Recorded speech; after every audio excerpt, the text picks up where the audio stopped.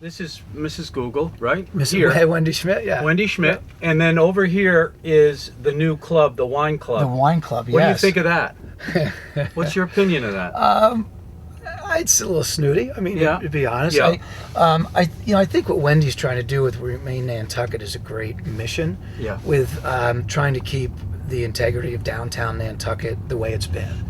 I think it's a slippery slope in that you don't necessarily want to begin to prop up certain businesses at the expense of others.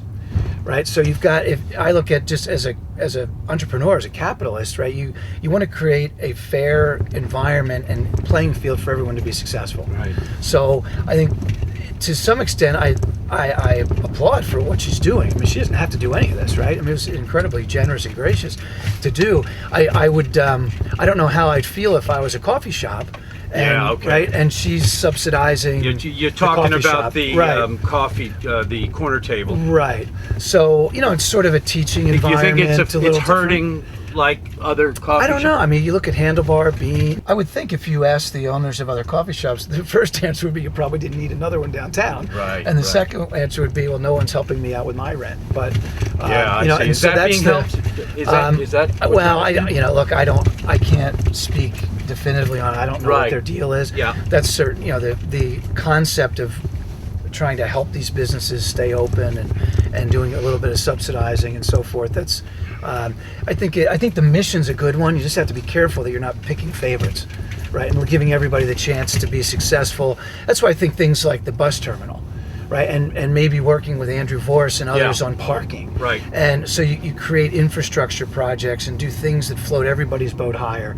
Maybe advertising, working with the chamber so that you get more out of the shoulder seasons.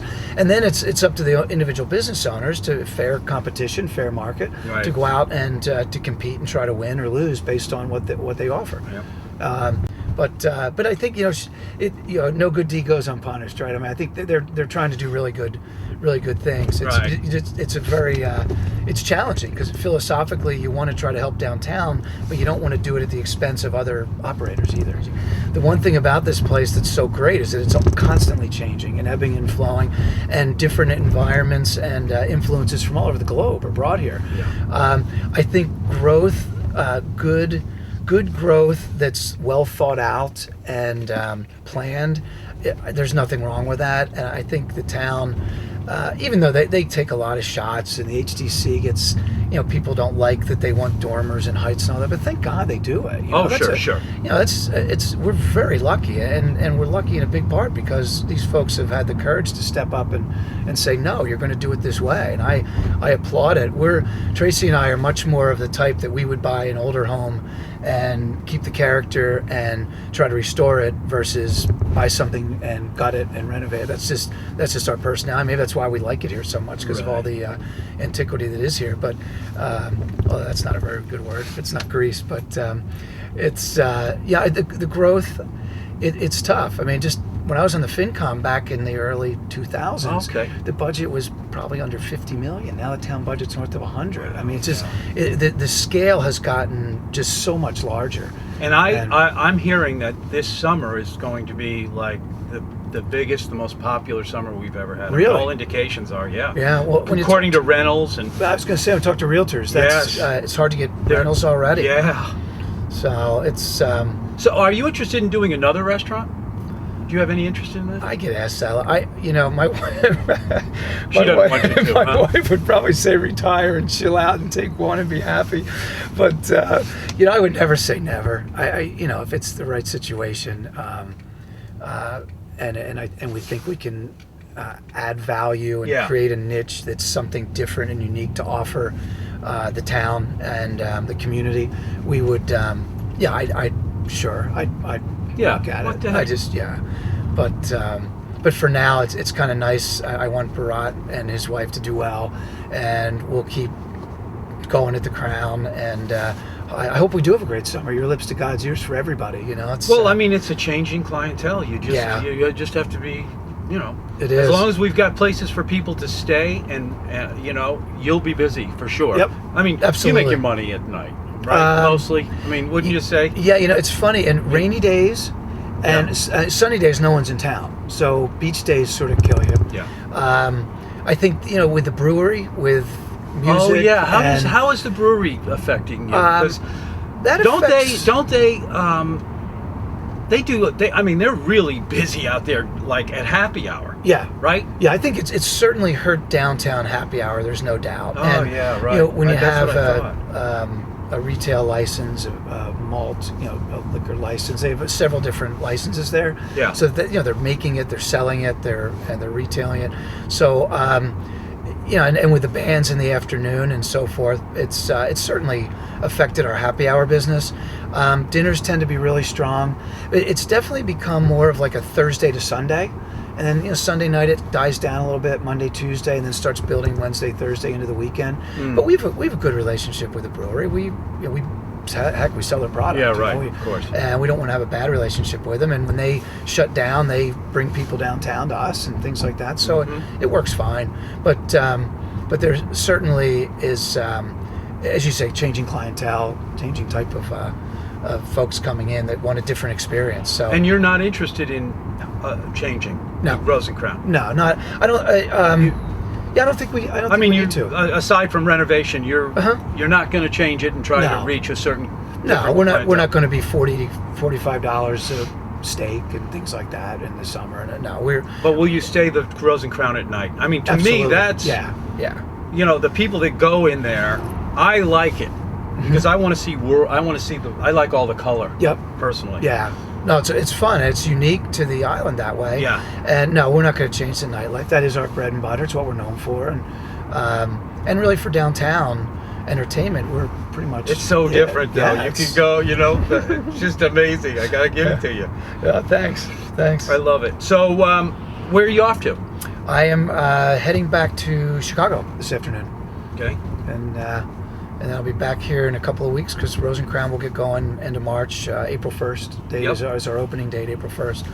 So I don't know if that's good or bad. How do you opening on like to April Fool's travel Day. back and forth? It's not bad.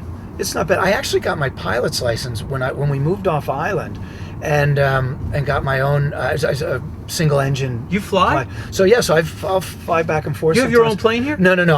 I'm flying Cape Air. Oh, okay. In the wintertime, I'm not that sporty. Oh, I don't, see. When the weather's bad and it looks like it's going to snow tomorrow and all that, I'm not. Oh, good for you, Rick. So it's kind of it's something I always wanted to do. How long you been doing that? I got my license in '09. So And what do you have? What kind of a plane? It's part of a club out in Chicago. Oh, it's a club, yeah. So I haven't broken down to get a plane. It gets awfully expensive. And I don't know if I But can you use it. share the plane, Yeah. right? So I fly Cessnas and Diamonds. Are which they are, single prop? single engine? Yep. And what's that? Turboprops. What's it like to fly from there to here? It's great. I mean, coming up over. Do you bring the family and everything? Or no? I usually just bring myself. Okay. Yeah. It's great coming up over New York and watching the sun come up over the Hudson, and it takes me about 4.5 hours, but by the time I leave my house, drive to O'Hare, wait for a plane. Yeah, right. Get to Boston, wait for Cape Air. Oh, gosh. It's 6-7 hours, 5 hours by the time you're done, door to door, and I can pretty much do it in that same amount of time. I'll stop in State College, Pennsylvania, or somewhere in that area, and just take a break and stretch my legs, get back in and finish, and it's works out great. It's just like fun. driving a car. Do you feel as comfortable as? Yeah, it's great. It's great. It's really fun. I always thought about it because I used to go. I still do. I'm not as often up to Maine, but it was like constantly going up there, and it would take 8-hour drive. I mean, if I had a plane, it would be just unbelievable.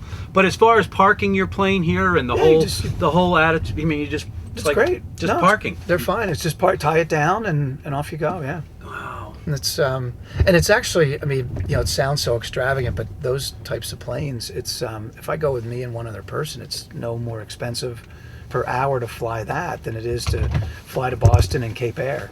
So it's exactly. You have two people, it's $1,000-$1,200. It's $150 an hour to fly a plane. So it's not too bad. It's works about pretty close to the same.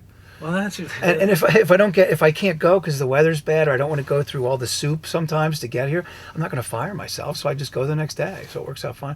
Or and in the winter though, I usually go commercial. It just makes more sense. Why? Because it's safer, it's easier. safer. Yeah, and I don't want to. Yeah, that's the one thing Taking that's chances. probably why I wouldn't do Yeah. it. Just too too tense. You know, like, oh God, I'm in the air. I gotta watch every single thing, right? You know, I find it really relaxing. I don't. You do. I have to turn both of these off, and no one can reach you. Okay. And you're up there. It's quiet. It's peaceful, and you just kind of pay attention to what you better pay attention to what you're doing, and it's pretty nice. much you've already relied on the fact that the maintenance on the thing is at its peak. Yeah, I mean, right? There's a trust level there. I mean, without that, you know. No, it's a really good point. Yeah, without you, yeah, that's not something you scrimp on. Right. Is your aviation? And I mean, truly, the maintenance. odds, when you look at it, the odds of anything happening are so low now. Yeah, they are. So they really are. We've really Yeah. got that narrowed No, down. it's right. And you know, the nice thing is with the downside with having one engine is there's no redundancy. So if the engine goes out, you better be able to glide. Yeah. But in training, and you do it in simulators and in flight, they do engine outs all the time, and you land the plane without power and so forth. So the small planes, you get a lot of glide per 1,000 feet of height. How much time would you have normally? I mean, from where you, like, your normal flight height? 10,000 feet, you'd probably have 7 to 10 miles, depending on wind. And that would take how many minutes? Roughly.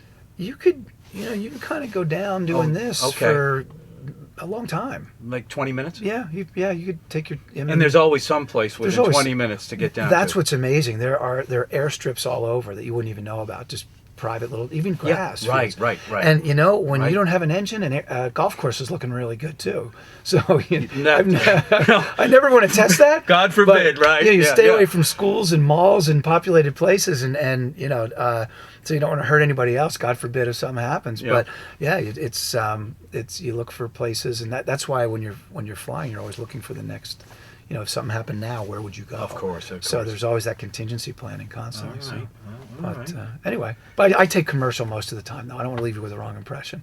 So I mean, it's pretty safe, and I need to get here for timing and all that. Of so. course. So, well, I enjoyed it. It was fun. Thanks for the ride to the airport. You too. got it, buddy. It was good seeing you. Good to see you. Take care, man. You got it. I'll see you. I'll Thanks, be back Rick. in a couple of weeks when we open. You bet. I'll come in and Take care. say hi to you. Thank you so much. You got it. Bye, pal.